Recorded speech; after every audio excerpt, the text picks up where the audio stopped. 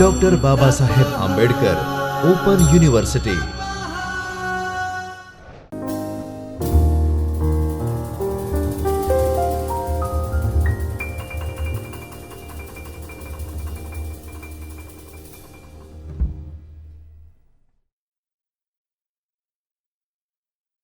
નમસ્તે.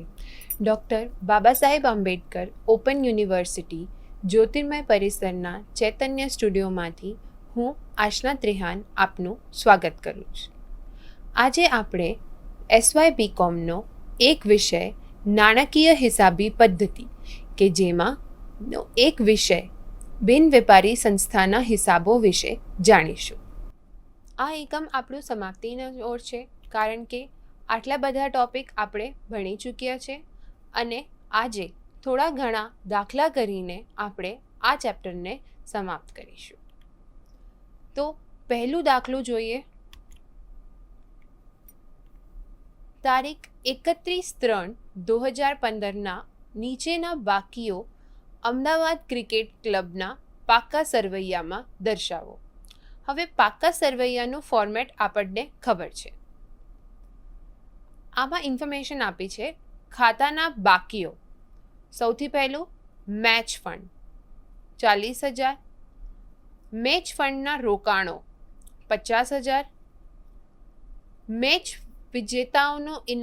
મેચ વિજેતાઓને ઇનામોની વહેંચણી 6,700, મેચ અંગે ખર્ચ 9,150, મેચ ફંડના રોકાણોનું વ્યાજ 4,850, મેચ ફંડ માટે મળેલ દાન 21,000, કાયમી ફંડ 1,25,000, કાયમી ફંડના રોકાણો 1,25,000.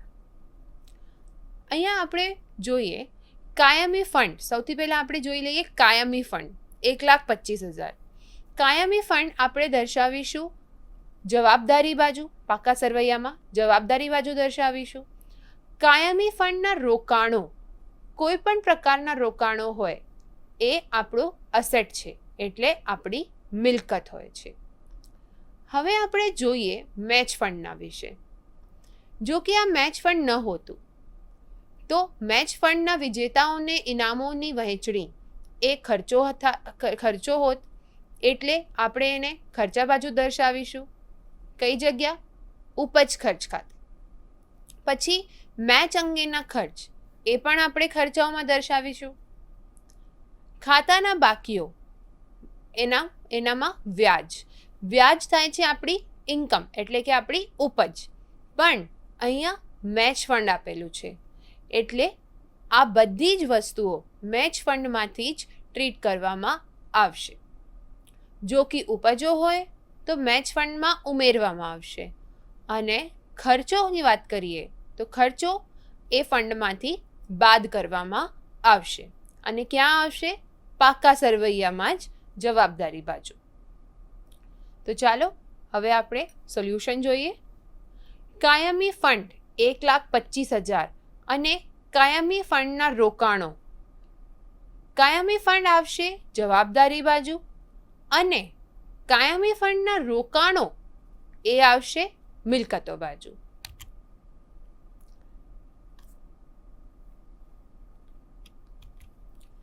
પછી આપણને આપેલું છે મેચ ફંડ 40,000.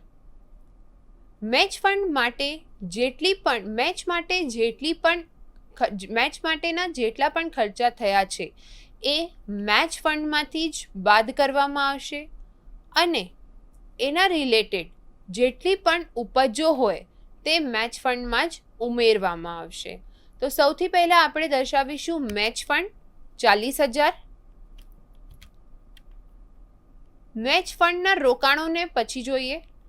મેચ વિજેતાઓને ઇનામોની વહેંચણી એ પણ આપણે પછી જોઈએ. મેચ અંગેના ખર્ચ પણ આપણે પછી જોઈએ. મેચ ફંડના રોકાણોનું વ્યાજ. મેચ ફંડના રોકાણોનું વ્યાજ એટલે કે આપણી ઉપજ. પછી મેચ ફંડ માટે મળેલ દાન 21,000 એ પણ થાય છે આપણી ઉપજ. એટલે આ બંને વસ્તુઓ મેચ ફંડમાં જ ઉમેરવામાં આવશે. 40,000 પ્લસ મેચ ફંડના રોકાણોનું વ્યાજ પ્લસ મેચ ફંડ માટે મળેલ દાન. તો ટોટલ થાય છે આપણો 65,850. હવે આપણે જોઈએ મેચ ફંડ વિજેતાઓને ઇનામોની વહેંચણી 6,700 એ થાય છે ખર્ચ, એટલે એ બાદ કરવામાં આવશે. અને મેચ અંગે ખર્ચ એ તો વર્ડમાં જ ખર્ચ આપેલું છે 9,150. આ બંને વસ્તુઓ મેચ ફંડમાંથી બાદ કરવામાં આવશે. અને 65,850 માંથી જો આપણે 15,850 બાદ કરીએ તો આપણું આવશે આન્સર 50,000. અને આ સાથે આપણી બેલેન્સ શીટ ટેલી થઈ જશે, એટલે કે પાકું સરવૈયું બેલેન્સ થઈ જશે. અહીંયા બેલેન્સ નથી આપેલું છે, પણ આપણે જોઈ શકીએ કે 1,25,000 ને 50,000, તો 1,75,000 થઈ શકે છે. આ તો દાખલું હતું પાકા સરવૈયા માટે. પાકા સરવૈયા એ વેપારી સંસ્થા હોય કે બિન વેપારી સંસ્થા હોય, એનું ફોર્મેટ એ જ રહે છે, જવાબદારીઓ, રકમ, મિલકતો અને રકમ. પણ અહીંયા આપણે મેચ ફંડ, જો કેપિટલ હોય છે તેને આપણે કહીએ છીએ કાયમી ફંડ. અને આ મેચ ફંડ જેટલા પણ વસ્તુઓ માટે ફંડ આપેલું છે એને આપણે આ રીતે સોલ્વ કરીશું. બીજું ઉદાહરણ અથવા બીજું દાખલું આપણે જોઈએ. આ દાખલું મહત્વનું થાય છે.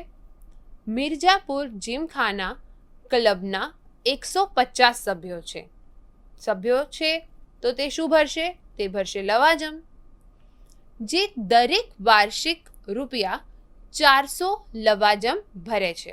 તો એમનું યરલી લવાજમ એટલે કે વાર્ષિક લવાજમ થાય છે 400 રૂપિયા.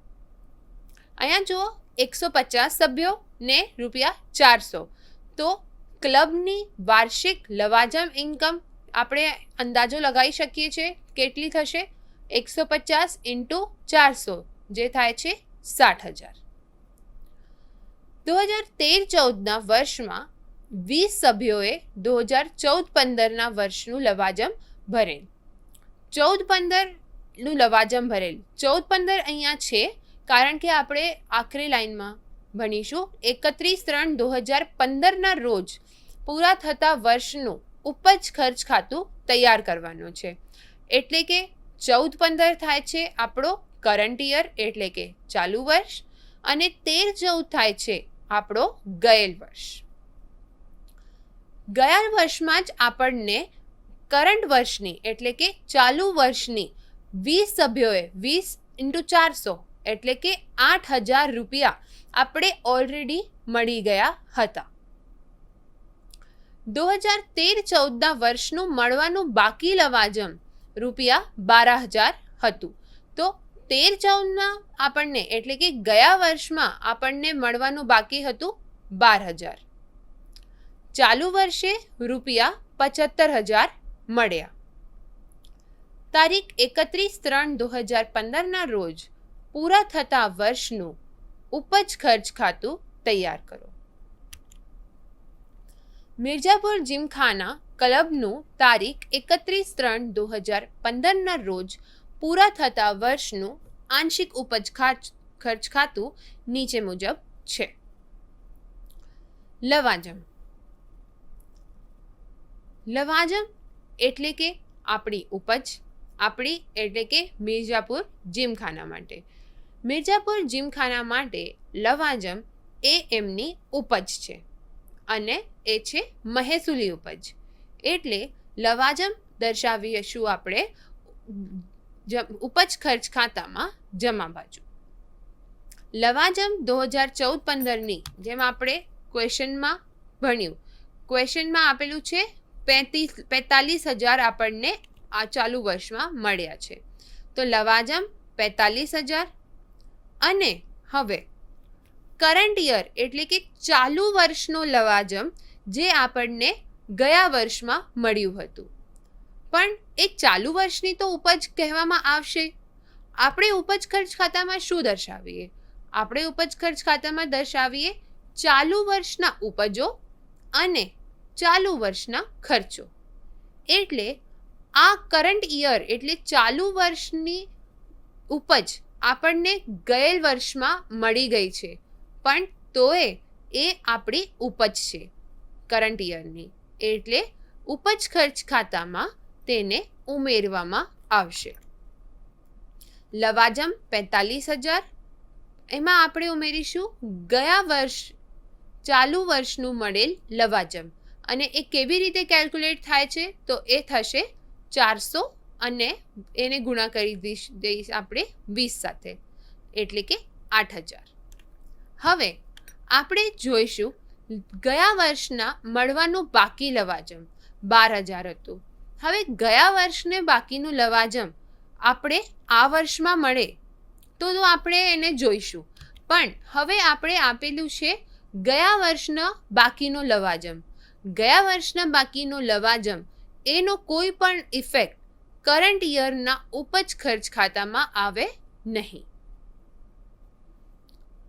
હવે આપણે તમને યાદ છે 150 અને એને ગુણા કરીએ તો 400 સાથે, અને આપણને મળી હતી વાર્ષિક લવાજમ જે હતી 60,000.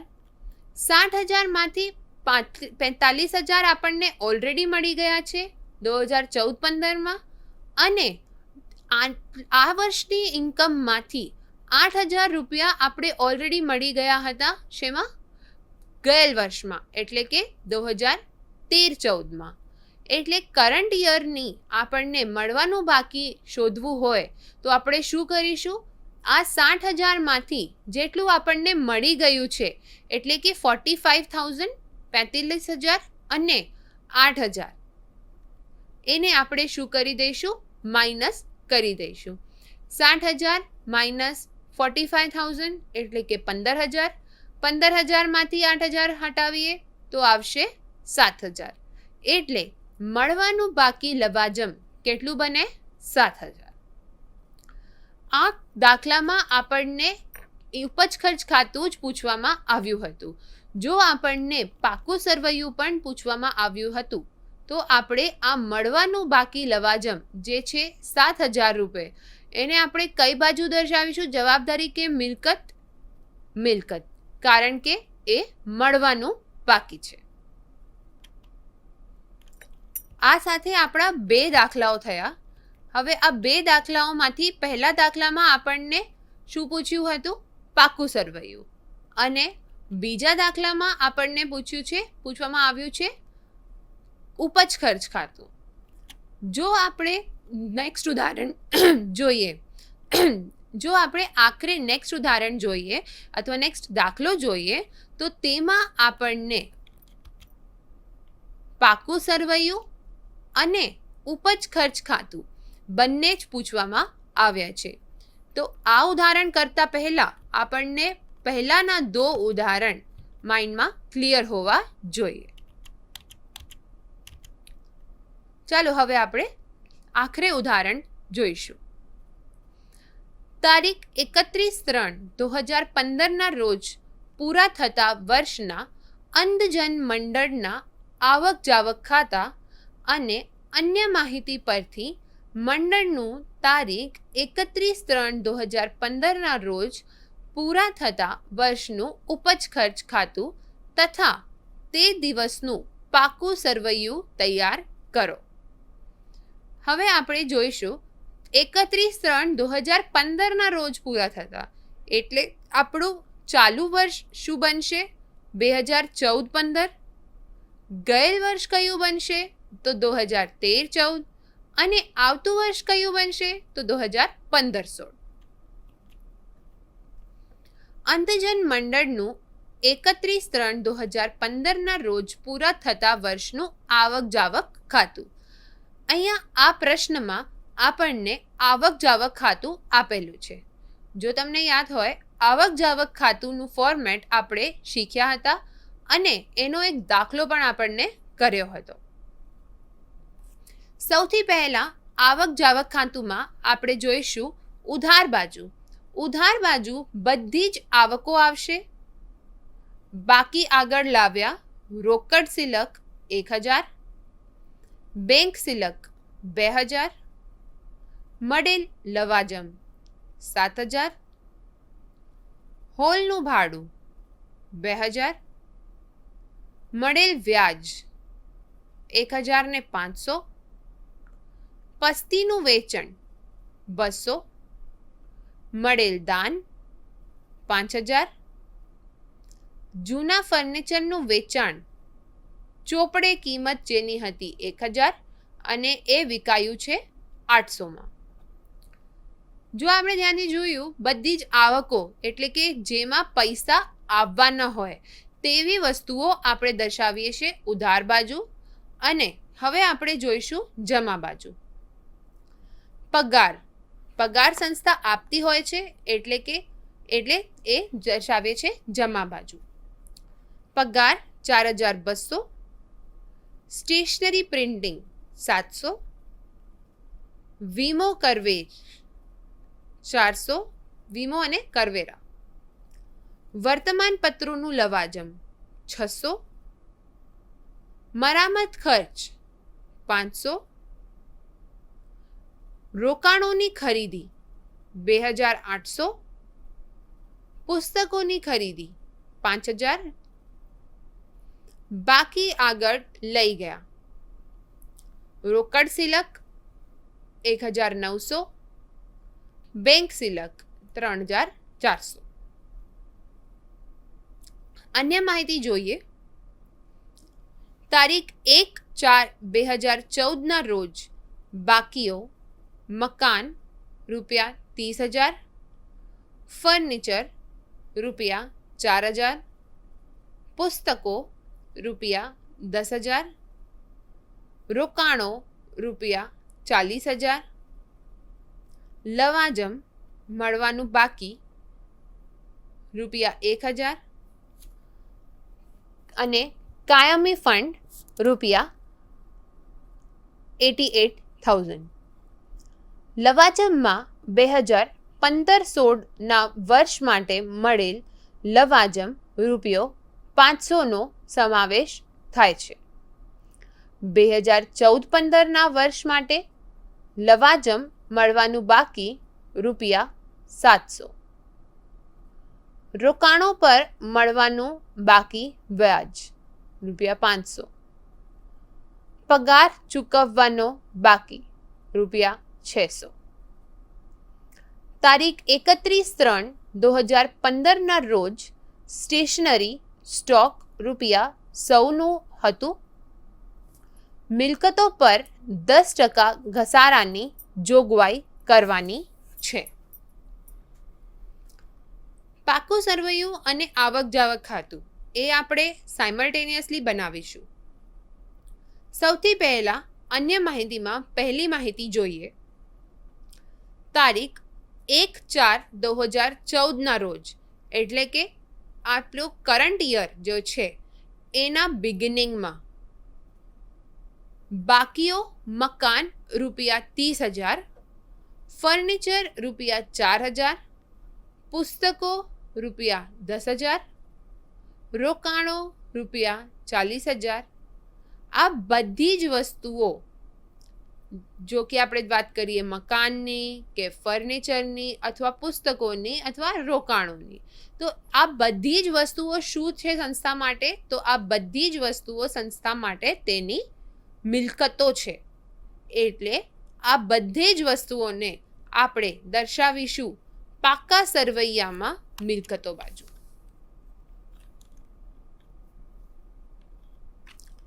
આપણે અહીંયા દર્શાવ્યું છે મકાન 30,000, ફર્નિચર 40,000, પુસ્તકો 10,000. ઇનર કોલમમાં જ આપણે લખીશું કારણ કે એમાં આગળ ઘણી આપણને અન્ય માહિતી આપેલી છે. પછી લવાજમ મળવાનું બાકી ₹1,000 મળવાનું બાકી હોય એ પણ આપણી મિલકત જ હોય છે. પછી કાયમી ફંડ એ તો આપણે દર્શાવીશું જવાબદારી બાજુ.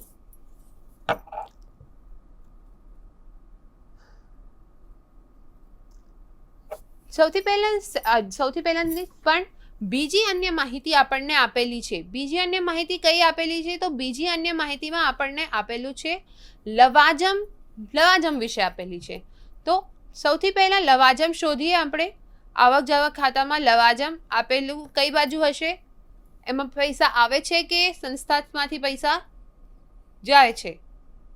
તો લવાજમ એ સંસ્થા માટે આવકનો સ્ત્રોત છે. એટલે આવક બાજુ આપણે જોઈ લઈએ. આવક બાજુમાં બીજી વસ્તુ અથવા ત્રીજી વસ્તુ મળેલ લવાજમ ₹7,000. આ મળેલ લવાજમને આપણે કઈ બાજુ દર્શાવીશું? તો આ મળેલ લવાજમને આપણે દર્શાવીશું ઉપજ ખર્ચ ખાતામાં ઉપજ બાજુ. જેમ કે આપણે લાસ્ટ ઉદાહરણમાં તો અગાઉના ઉદાહરણમાં સમજ્યા હતા. મળેલ હવે લવાજમ 2015-16 કયું વર્ષ છે? તો 15-16 વર્ષ છે આપણું આવતું વર્ષ.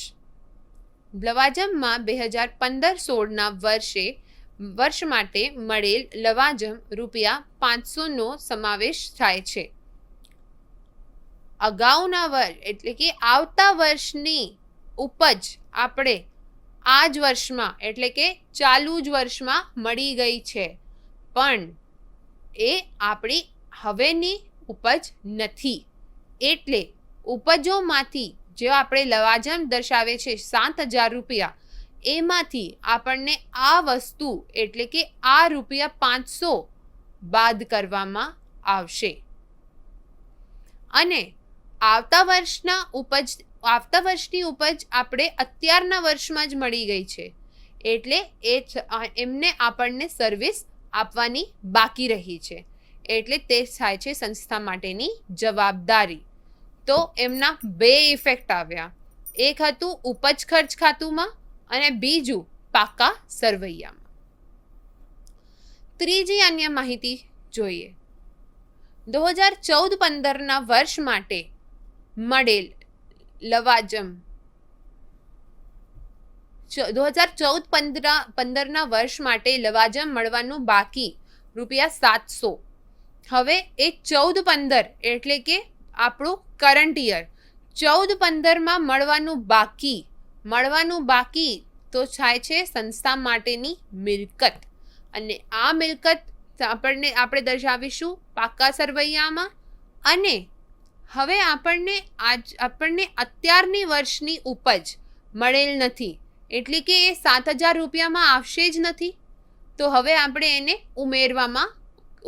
ઉમેરી દઈએ, કારણ કે આ વર્ષના ઉપજ ખર્ચ ખાતામાં આ વર્ષની બધી જ ઉપજો હોવી જરૂરી છે. તો આ 2 અને 3 એ બંનેના 2 ઇફેક્ટ આપણે જાણી લીધું જ છે. આપણે જોઈ પણ લઈએ. લવાજમ ₹7,000, એમાં આપણે ઉમેરીશું ચાલુ વર્ષના મળવાનું બાકી ₹700 અને બાદ કરીશું ગયા વર્ષનું મળેલ તો આપણે આખરે જોઈશું આવતા વર્ષનું મળેલ ₹500. અને આ બધી જ વસ્તુઓ આપણે પાકા સરવૈયામાં પણ દર્શાવ્યું જ છે. પછી આપણે જોઈએ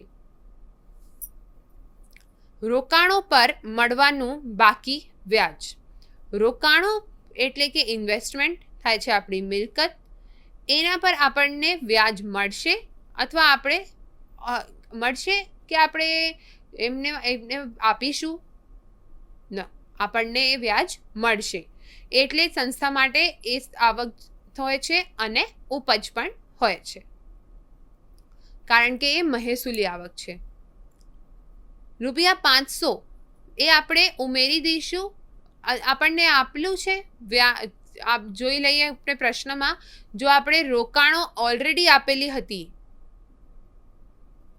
ના, રોકાણો ઓલરેડી આપેલી ન હતી, રોકાણોની ખરીદી હતી ₹5,000ની. તો રોકાણો પર મળવાનું બાકી વ્યાજ ₹500. ₹500 મહેસૂલી ઉપજ થશે આપણી. એટલે અને એ ઉપજ આપણને મળી નથી અત્યાર સુધી, એટલે એ સંસ્થા માટેની મિલકત બને છે. તો આપણે દર્શાવીશું ઉપજ ખર્ચ ખાતામાં ઉપજ બાજુ ₹500 અને બીજી ઇફેક્ટ એની આવશે મિલકતો બાજુ. જોઈ લઈએ. પગાર ચૂકવવાનો બાકી ₹600.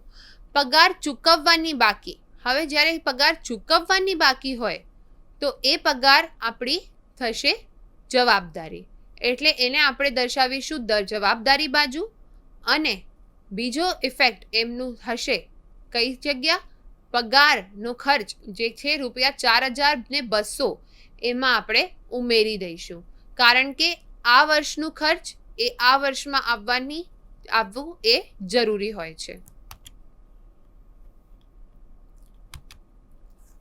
તારીખ 31/3/2015 રોજ સ્ટેશનરી સ્ટોક ₹100નું હતું.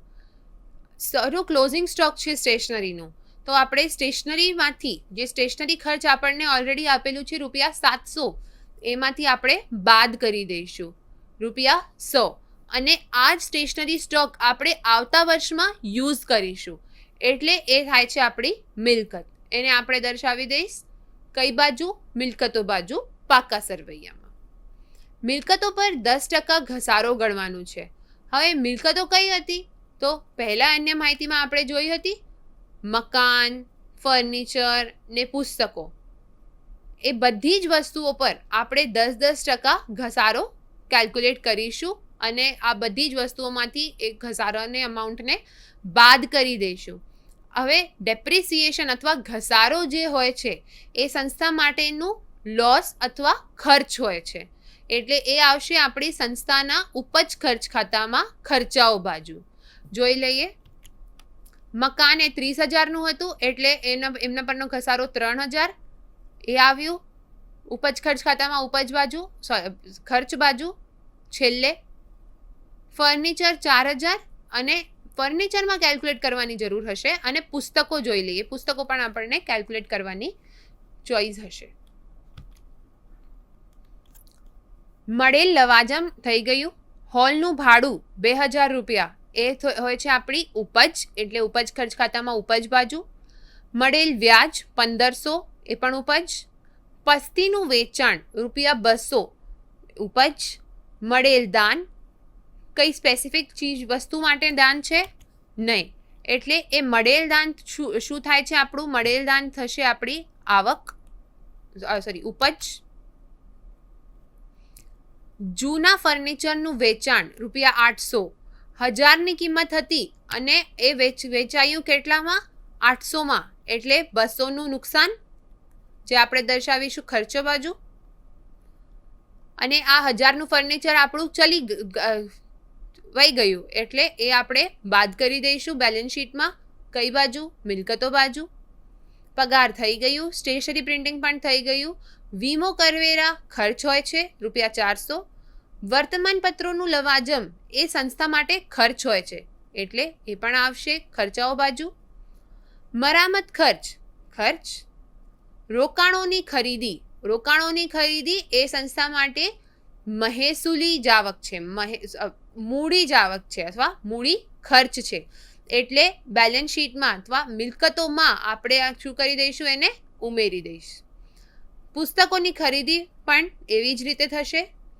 બાકી આગળ લઈ ગયા તો રોકડ સિલક અને બેંક સિલક એ બંને જ વસ્તુઓ સંસ્થા માટેની મિલકતો થશે, જે આપણે મિલકતો બાજુ દર્શાવી દઈશું. આ સાથે આપણે ઉપજ ખર્ચ ખાતાને ટોટલ કરીશું, અને ઉપજ ખર્ચ ખાતામાં આપણો ખોટ આવે છે, તો ખર્ચાઓનો ઉપજ કરતો વધારે આવે છે 1,500, જે આપણે બાદ કરી દઈશું કાયમી ફંડમાંથી. અને એ મળેલ દાન જે હતું એ મળેલ દાન આપણને કોઈ સ્પેસિફિક વસ્તુ માટે ન હતું, એટલે મળેલ દાનને આપણે મૂડી આવક ગણીને કાયમી ફંડમાં ઉમેરવામાં આવશે. હવે આપણે બેલેન્સ શીટ અથવા પાકા સરવૈયાને ટાલી કરીશું, અને એનું ટોટલ બનશે 92,600. આ સાથે નાણાકીય હિસાબી પદ્ધતિનો યુનિટ નંબર 8 બિન વેપારી સંસ્થાના હિસાબો, આ આપણું એકમ અહીંયા સમાપ્ત થાય છે. આભાર.